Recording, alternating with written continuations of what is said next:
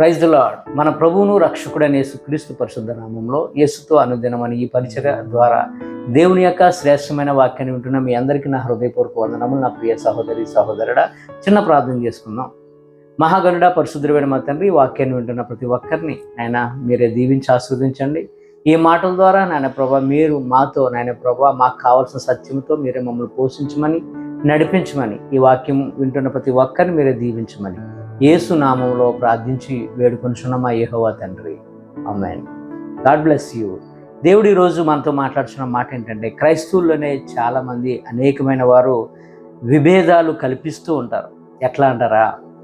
ఉపవాసం ఎందుకు చేయాలి అని కొంతమంది అంటారు, ఉపవాసం చేయాలని కొంతమంది అంటారు, క్రిస్మస్ చేయకూడదని కొంతమంది, క్రిస్మస్ చేయాలని కొంతమంది. ఇలా ఒకటి కాదు రెండు కాదు అనేకమైన విభేదాలు ఉన్నాయి. కొంతమంది ఆమేన్ అనకూడదు అంటారు. ఆమేన్ అని బైబిల్లో క్లియర్గా ఉంది. అయినా ప్రతిదానికి అడ్డులు ఆటంకాలు పెట్టేవారు చాలామంది ఉన్నారు.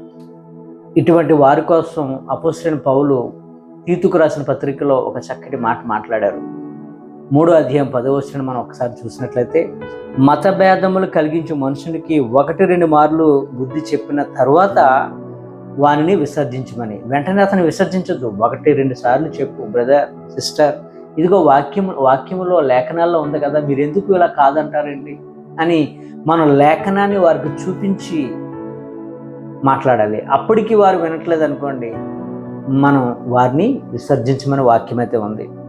అట్టివాడు మార్గము తప్పి తనకు తానే శిక్ష విధించుకున్న వాడై పాపము చేయుచున్నాడని నీవు ఎరుగుదు అని. అట్టివారు ఎలా ఉంటున్నారంట? తనకు తానుగా వాక్యానికి వ్యతిరేకంగా ఉంటూ వారు త్రోవ తప్పిపోయి మరి దేవునికి అయిష్టులుగా మారిపోతున్నారంట.